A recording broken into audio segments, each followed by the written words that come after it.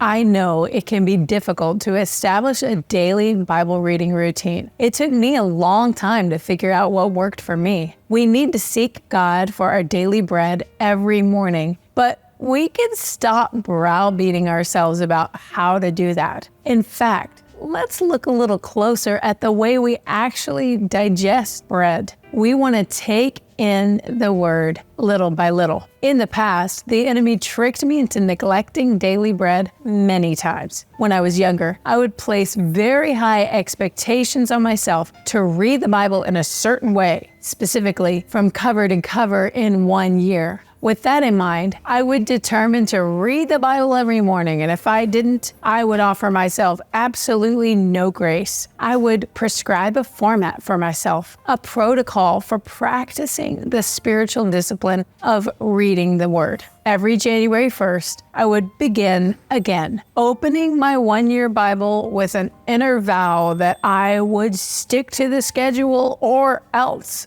By the end of that first month, there would always be a few days when I had skipped reading, and I would stay up late to try to catch up. By May, I would have gotten so behind, there was no way I could catch up. So I would quit altogether and purpose to start over again next January 1st. Year after year, I would make my quiet time a chore, as evidenced by its presence on my New Year's resolution lists. It always looked something like this. Number 1, stop biting my nails. Number 2, clean out the garage. Number 3, lose 25 pounds. Number 4, read the whole Bible. It was a very ominous list. And I would take my eye off of what was precious and show that what I truly valued in my heart was completion, not communion. My goal was just to complete it, just to finish reading the whole entire Bible. But the Word isn't built for accomplishment. It was created for nourishment. The day I truly began to value my communion with Christ, everything changed. Never go a day without consuming the bread of life. You will find Him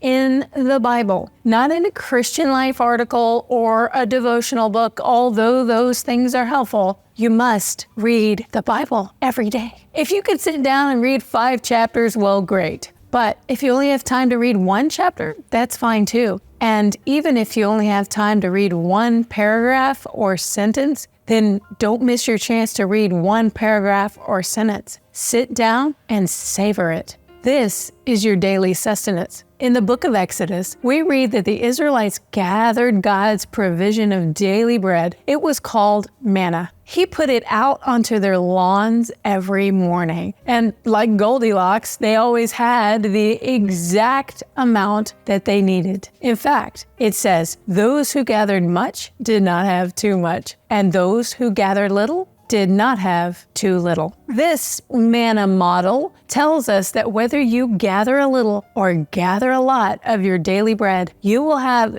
just enough. Besides, I believe that if you make reading the Bible a priority, something miraculous will happen to you, as it did to me. After all those years of feeling like a failure, telling myself, what good is a Christian who has not read the whole Bible? I would say this over and over until I felt really low. But I found release through the manna model. I decided to just gather what I could every day. I continued using the 1-year Bible, but if I skipped a day or two, I didn't require myself to go back and catch up on the reading. I just bypassed those missed days and stayed on course, reading for the current date. If I couldn't read the full portion for that day, I would read just a little bit of it. I didn't want to get it right anymore. I just wanted to get more of Him. The spiritual disciplines are supposed to be blessings, not burdens. I hope you hear my heart on this. I want to encourage you to pursue God passionately by multiple methods, but some people may think I'm just adding more to their list of to-dos, or worse,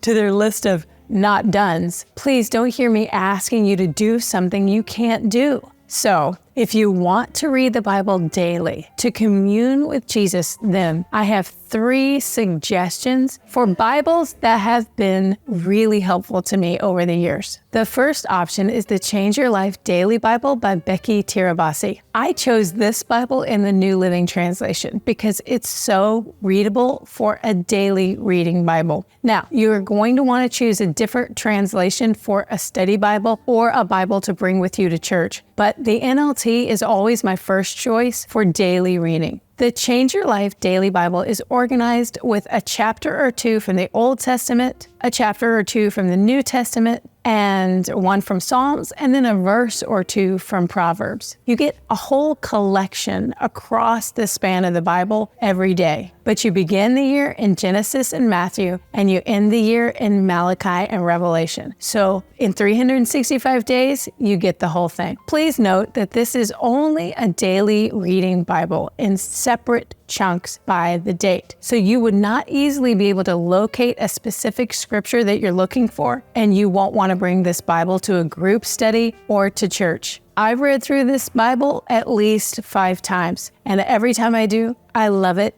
even more. 9 out of 10 stars. The second option is the 1-Year Chronological Bible by Tyndale. This Bible comes in various translations, and I chose the New Living Translation for readability once again. If you've never read through the Bible chronologically, you've got to do it at least once. It makes all the difference to discover which books in the Bible come before others in history. The current Genesis through Revelation is sequential order, not chronological order. So you'll be surprised when you experience it in a different way. I found it especially helpful to read through the Gospels in a chronological Bible because you can see the same event in Jesus' life retold side by side and notice the slight differences between each writer. That occurs a few times in the Old Testament too. Again, please note that this is only a daily reading Bible in separate chunks by date, so you won't be able to locate a scripture that you're looking for, and you won't want to bring this Bible to a group study or to church with you. This is such an eye-opening Bible reading experience to go through chronologically that I give it 9 out of 10 stars. The third option is the Daily Walk Bible by Walk Through the Bible. This Bible may come in several translations, but the Living Bible, a very relaxed paraphrase, is what was given to me years ago, and I love it. Again, this version is very readable, but I don't study in it and I don't bring it to church with me. The Daily Walk Bible is organized straight through from Old Testament to New Testament with about 3 chapters to read every day. The treasure of this Bible, however, are the study outlines that go along with it. I have never seen anything like these. Every book of the Bible has been outlined, as well as every single chapter. These high-quality outlines are created and masterfully alliterated by Bruce Wilkinson, the author of The Prayer of Jabez. My understanding of the Bible has increased